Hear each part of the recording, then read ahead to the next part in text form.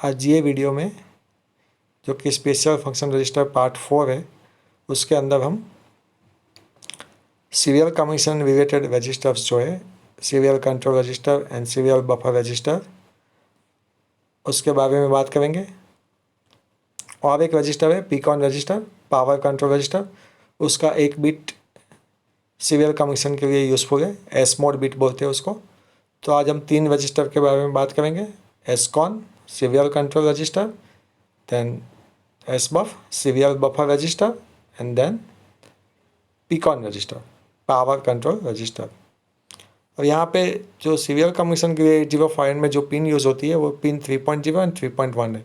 Pin 3.0 पे हम receive करते हैं और 3.1 पे ट्रांसमिट करते हैं। 8051 के अंदर इनबिल्ट UART है। UART का मतलब होता है universal asynchronous receiver transmitter. UART का मतलब होता है यूनिवर्सल एसिंक्रोनस रिसीवर ट्रांसमीटर, जो कि एसिंक्रोनस सीरियल कमीशन के लिए यूज़ होता है। अब जो USART होता है उसमें सिंक्रोनस और एसिंक्रोनस दोनों ट्रांसमिशन फैसिलिटी रहती है। हम सीरियल कमीशन इसलिए यूज़ करते हैं क्योंकि जब डिस्टेंस ज़्यादा होता है तब हम सिंगल वायर पे बिट ट्रांसमिट कर सकते हैं। और यहाँ पे जो UART है उसका फ्रेम स्ट्रक्चर होता है, एक स्टार्ट बिट, एक स्टॉप बिट और बीच में डेटा 8 बिट का। तो नॉर्मल जो फ्रेम होती है वो 10 बिट की रहती है, स्टार्ट बिट, स्टॉप बिट और बीच में 8 बिट का डेटा। ठीक है। Next slide we will talk about SCON. SCON के बारे में बात करेंगे।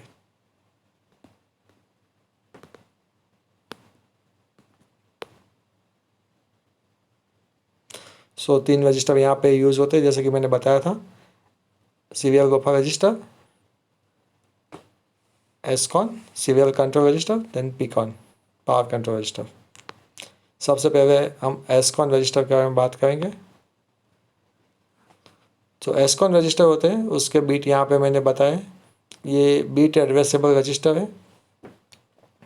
सो individual bit we can set reset. इसके जो बीट्स होते हैं उसको हम इंस्ट्रक्शन की हेल्प से सेट और रीसेट कर सकते हैं। जो कि फर्स्ट 2 बीट है SM0 एंड SM1, वो सीरियल कम्युनिकेशन के मोड डिसाइड करते हैं, तो उसको मोड सिलेक्ट बिट भी बोलते हैं, SM0 एंड SM1। जब हम SM0 और SM1 को 0 रखते हैं तो वो शिफ्ट रजिस्टर मोड उसको बोलते हैं, और वो सीरियल कम्युनिकेशन में क्रिस्टल जो अपनी फ्रीक्वेंसी होती है उसके डिवाइड बाई 12 का बॉड रेट देता है। बॉड रेट मतलब बीट्स पर सेकंड, कितनी स्पीड से हम सीरियल कम्युनिकेशन में बीट ट्रांसमिट करते हैं उसको बॉड रेट बोलते हैं, बीट्स पर सेकंड। तो ये शिफ्ट रजिस्टर मोड है। और ये मोड के बारे में ज़्यादा हम डिस्कस जब सीरियल कमीशन के मोड पढ़ेंगे तब करेंगे।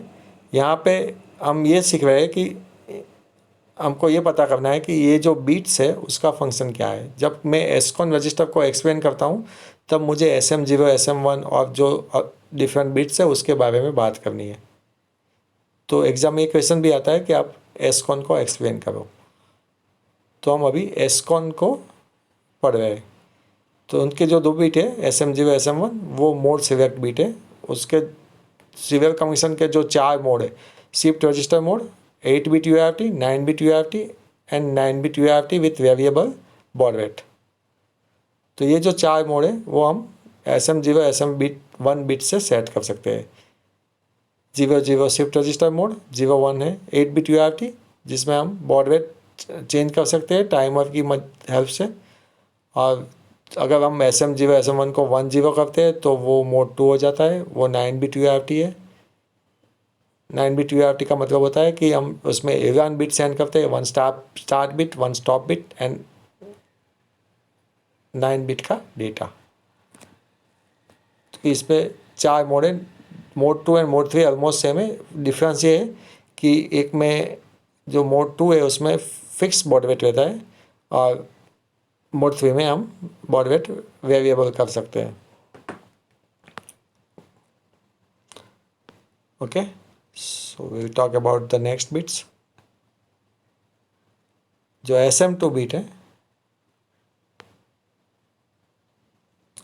वो जब 8051 एक से ज़्यादा हम सिस्टम में यूज़ करते हैं तो उसको मल्टी प्रोसेसर कम्युनिकेशन यूज़ करना पड़ता है, तब हम SM2 बिट का यूज़ करते हैं। कि अगर सिस्टम में एक से ज़्यादा माइक्रो प्रोसेसर या माइक्रो कंट्रोलर है तो उस टाइम दो माइक्रो कंट्रोलर के बीच में कम्युनिकेशन करना पड़ता है, उस टाइम ये बिट यूज़फुल रहता है 8051 में।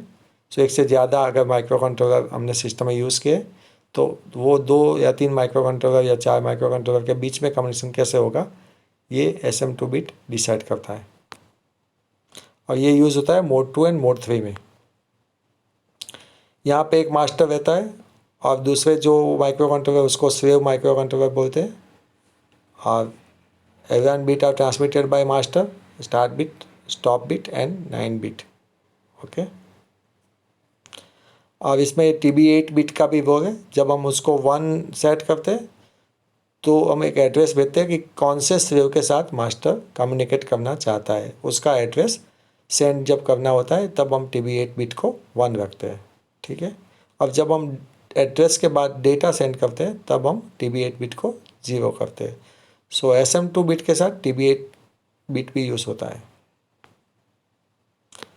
ये डायग्राम मैंने बताया हुआ यहाँ पे कि एक मास्टर होता है और दूसरे स्लेव्स रहते हैं।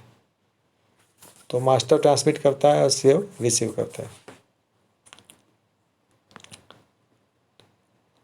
जब master wants to communicate with the certain slave, वो एड्रेस सेंड करता है और उसके साथ TB8 बिट को 1 रखता है और एड्रेस सभी माइक स्लेव को जाता है, पर जो स्लेव का एड्रेस होता है वो एक्टिवेट होता है, वो रिसीव करता है डेटा को।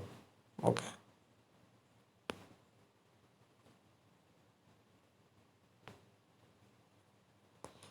सो द नेक्स्ट बिट, हमने SM0, SM1 और SM2 बिट के बारे में बात की है। SM0, SM1 mode set bit, mode select bit है। SM2 multi processor communication bit है। अभी जब सीरियल कंट्रोल रजिस्टर को जब हम एक्सप्लेन करते हैं तो वो 3 या 4 मार्क का क्वेश्चन रहता है, तब हम SM2 को सिर्फ मल्टी प्रोसेसर कम्युनिकेशन बिट ऐसा बता के छोड़ देते हैं, उसमें ज़्यादा एक्सप्लेन नहीं करते। पर जब हमको 2 मार्क का क्वेश्चन एग्ज़ाम में आता है कि मल्टी प्रोसेसर कम्युनिकेशन क्या है, तब हम उसको थोड़ा एक्सप्लेन करते हैं। तो जब एक्सप्लेन रजिस्टर करना होता है तब SM2 बिट के बारे में ज़्यादा बात नहीं करनी है। SM2 bit is for multi processor communication bit, ऐसा लिख के आप दूसरे बिट को एक्सप्लेन कर सकते हो। जैसे कि SM0, SM1 bit is for mode select bit, वो 4 मोड सेट कर सकते हैं, मोड 0, मोड 1, मोड 2, मोड 3। अब हम नेक्स्ट बिट जो है REN, तो उसको बोलते हैं रिसीव इनेबल। रिसीव इनेबल, यहाँ पे मैंने एक थोड़ा माउस कार्टून करके बताया कि रिसीव इनेबल के लिए ये यूज़ किया हुआ है। सो नॉर्मल ये बिट को हम 1 रखते हैं, जब भी हम एसकॉन रजिस्टर को सेट करते हैं तब ये बिट को 1 रखते हैं, क्योंकि नॉर्मल ये भी रिसीव एंड ट्रांसमिट दोनों फंक्शन करना चाहते हैं, तो रिसीव को हम इनेबल रखते हैं। ठीक है। आप कैसे इसको इनेबल कर सकते हैं, क्योंकि ये बिट एड्रेस वाला रजिस्टर है, तो आप लिख सकते हो सेट बी REN या फिर सेट बी ESCON.4, क्योंकि ये 4th नंबर का बीट है। तो आप ESCON.4 रख सकते हो या फिर सेट बी REN रख सकते हो, जिससे कि ये बीट इनेबल होता है। यहाँ पे मैं set B SM0, set B SM1 वो भी इंस्ट्रक्शन यूज़ करता हूँ अगर मुझे SM0, SM1 का काम है तो, या फिर मैं पूरा बाइट बना के मूव ESCON करके भी डेटा भेज सकता हूँ। ठीक है।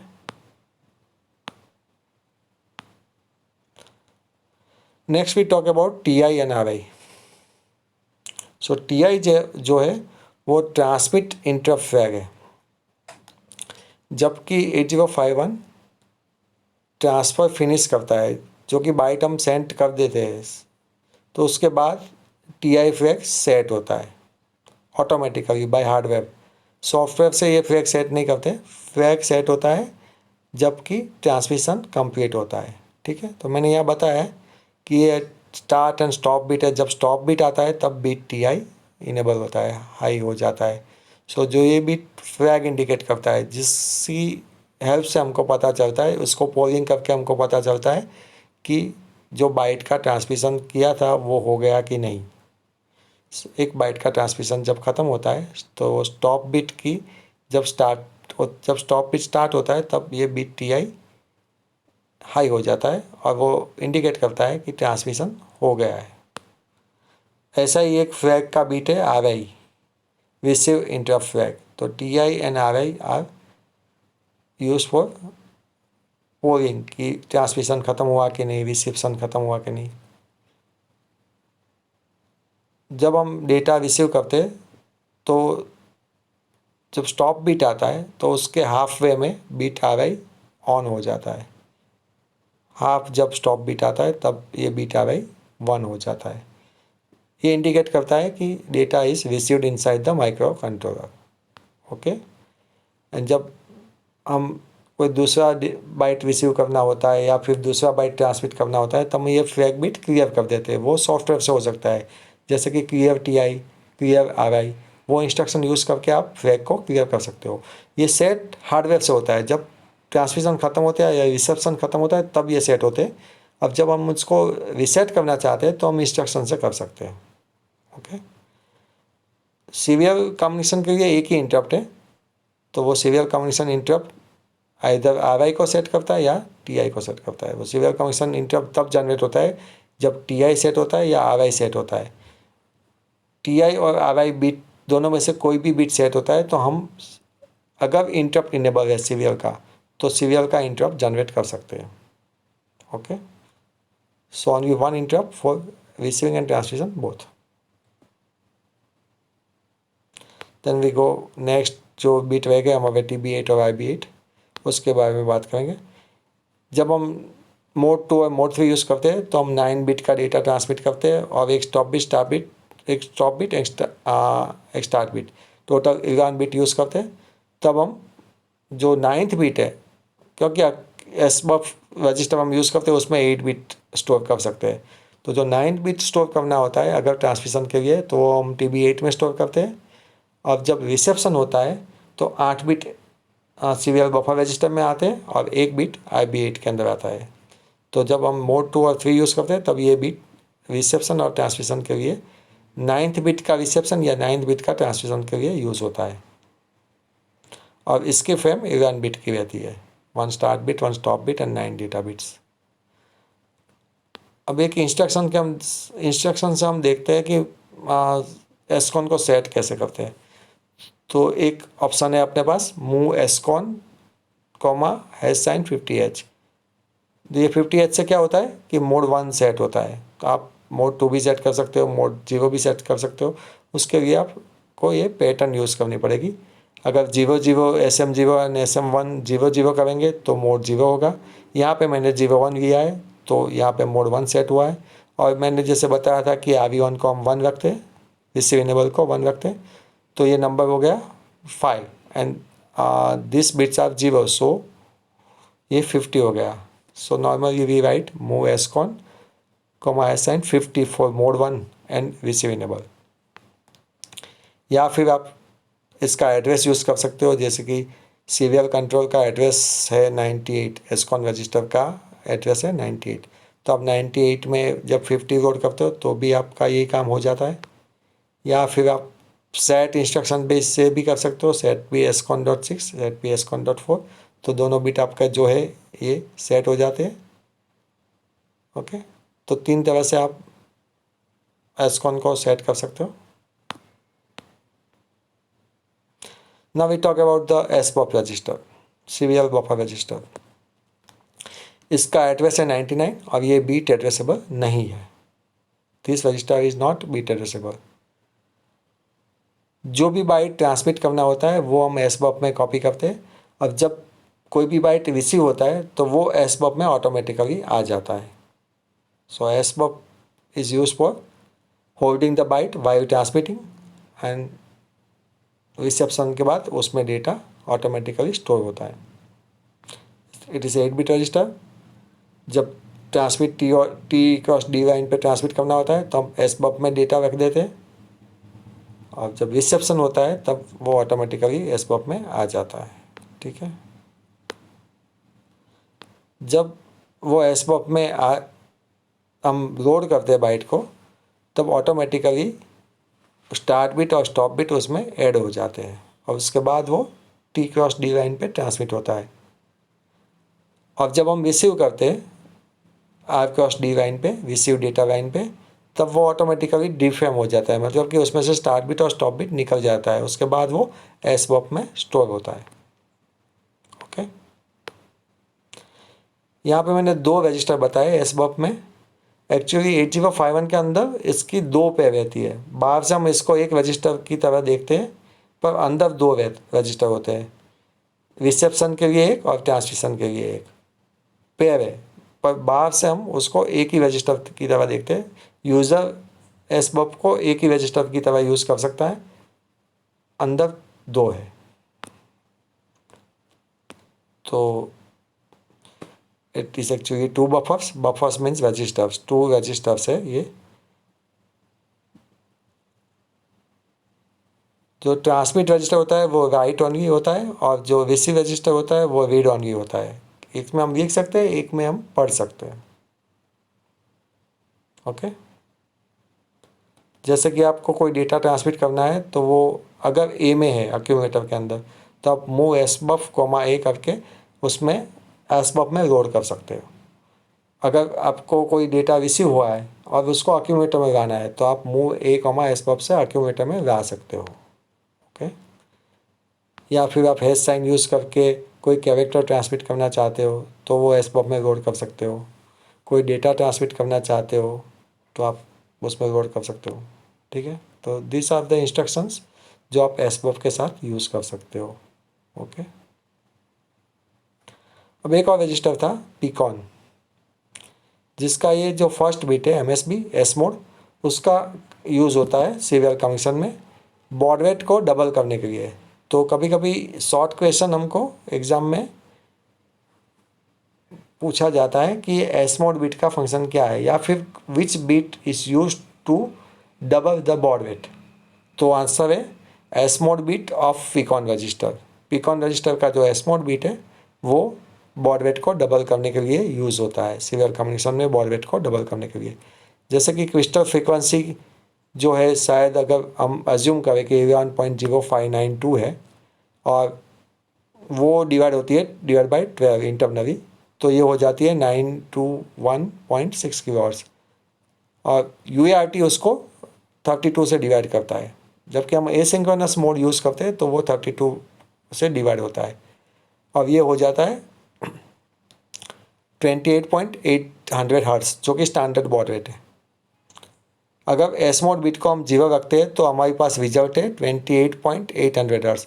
अगर हम एस मोड बिट को 1 रखते हैं तो हम ज़्यादा स्पीड से ट्रांसमिट कर सकते हैं, इसके डबल बॉड रेट से 57.600 हर्ट्ज़। ओके, सो एस मोड बिट का फंक्शन ये है कि आप बॉड रेट को डबल कर सकते हो जब एस मोड बिट सेट होता है। और ये पिकॉन भी बिट एड्रेसेबल नहीं है, तो यहाँ पे आप सेट बी एस मोड नहीं लिख सकते हो। We can not write set B S mode. इसको हम दूसरे तरीके से सेट कर सकते हैं, इंस्ट्रक्शन की हेल्प से सेट कर सकते हैं। How to set S mode, तो आप पिकॉन में 80 लिख के भी सेट कर सकते हो। पिकॉन का एड्रेस 87 है, तो 87 में भी आप 80 ऐड कर सकते हो, या फिर पिकॉन को एक्यूमुलेटर में ला के उसका जो एमएसबी बिट है उसको सेट करो और बाद में फिर से उसको पिकॉन में रख दो, तो ये भी हो सकता है। तो यहाँ पे 3 तरीके से आप एस मोड को सेट कर सकते हो। Okay, so now we will talk about other bits of PCON register. तो यहाँ पे GF0 एंड GF1 बिट है, वो जनरल पर्पस फ्लैग बिट है, आप यूज़र उसको यूज़ कर सकता है। कभी कोई ज़्यादा फ्लैग बिट की ज़रूरत है तो हम उसको यूज़ कर सकते हैं। GF0 and GF1 are general purpose flag, can be used by programmer. Now 2 more important bit, PD and IDL। तो यहाँ पे भी शॉर्ट क्वेश्चन आता है कि PD और IDL का फंक्शन क्या है, या फिर पावर डाउन मोड क्या है, आइडियल मोड क्या है। तो जो पावर डाउन मोड के लिए PD बिट है और आइडियल मोड के लिए IDL बिट है। ये सब पावर सेविंग के लिए यूज़ होता है। तो यहाँ पे जैसे कि बताया है कि ये PD बिट मैंने एक स्विच का एग्जांपल से बताएं, स्विच का एग्जांपल देके बताएं। जब पीडी बिट को हम यूज़ करते हैं तो ये जो एंड गेट है वो जो क्रिस्टल ऑसिलेटर है उसको कट ऑफ कर देता है। मतलब यहाँ पे पीडी लो है पर हम यहाँ पे पीडी को सेट करते हैं तो पीडी सेट होने से वो लो हो जाता है इंटरनली, और जो क्रिस्टल ऑसिलेटर है वो सीपीयू से कट ऑफ हो जाता है, पूरा कट ऑफ हो जाता है। इसलिए हम पावर सेव कर सकते हैं। ठीक है, ऐसा ही बीट एक आइडियल है। तो जब आप आइडियल मोड को सेट करते हो तो सीपीयू से तो क्लॉक कट होती है पर वो टाइमर, सीरियल और इंटरप्ट को क्लॉक मिलती है। तो आइडियल मोड और पावर डाउन मोड में ये डिफरेंस है कि आप जब पावर डाउन मोड एक्टिवेट करते हो तो जो आपका क्लॉक है क्रिस्टल ऑसिलेटर का इंटरनल क्लॉक वो सभी जगह से कट ऑफ हो जाता है। सीपीयू से भी कट ऑफ होता है, टाइमर से भी कट ऑफ होता है, सीरियल कम्युनिकेशन भी कट ऑफ हो जाता है, इंटरप्ट भी कट ऑफ हो जाता है। पर जब आप आइडियल मोड यूज़ करते हो तब क्रिस्टल ऑसिलेटर सीपीयू को नहीं मिलता, फ्रीक्वेंसी क्लॉक सीपीयू को से कट ऑफ हो जाती है, पर वो टाइमर, सीरियल और इंटरप्ट में काम चालू रहता है, उसको क्लॉक मिलती रहती है। तो जैसे कि टाइमर का फंक्शन चालू रहता है, सीरियल कमीशन अगर चालू है तो वो उसका बाइट भी सेंड हो जाएगा, और कोई इंटरप्ट सर्विस रूटीन है तो उसमें उसका स्टेटस भी सेव रहता है। ओके, जब पीडी मोड सेट करते हैं तो ऑसिलेटर क्लॉक सिस्टम से कट ऑफ हो जाती है, CPU and peripheral clock inactive हो जाती है, और जो पावर कंजप्शन होता है इसके अंदर वो 40 माइक्रो एम्पियर से कम हो जाता है। ओके, अब इसको अगर आप फिर से वापस नॉर्मल मोड में लाना चाहते हो तो आपको रीसेट प्रेस करना पड़ेगा। अगर पावर डाउन मोड से आपको बाहर निकलना है तो रीसेट प्रेस करके बाहर निकल सकते हैं। अब जब आइडियल मोड का डिफरेंस क्या है, तो जब आइडियल मोड एक्टिवेट होता है तो सीपीयू से तो क्लॉक कट ऑफ हो जाती है, पर ये टाइमर और इंटरप्ट एंड सीरियल पोर्ट को क्लॉक मिलती रहती है। तो इसका कंजप्शन थोड़ा ज़्यादा है, 6.5 मिली एम्पियर का कंजप्शन इसमें रहता है, जो कि आगे हमने देखा कि 40 माइक्रो एम्पियर से भी कम है, और यहाँ पे 6.5 मिली एम्पियर है, तो इसका पावर कंजप्शन ज़्यादा है। तो इसका फ़ायदा ये है कि आपका जो पेरिफेरल का काम कंटिन्यू रहता है, और इस मोड में से निकलने के लिए आप या फिर रीसेट का यूज़ कर सकते हो या फिर इंटरप्ट का यूज़ कर सकते हो। इंटरप्ट इनेबल करके भी हम इस मोड से बाहर निकल सकते हैं। Okay, so this is about this 3 registers. I hope कि आपको ये सब तीनों रजिस्टर के बारे में ये लेक्चर आपको जो माहिती चाहिए, जो आपको सीखना है वो उसमें हेल्प करेगा। Okay, thank you for listening my lecture. Like करने का मत भूलिएगा। बाय।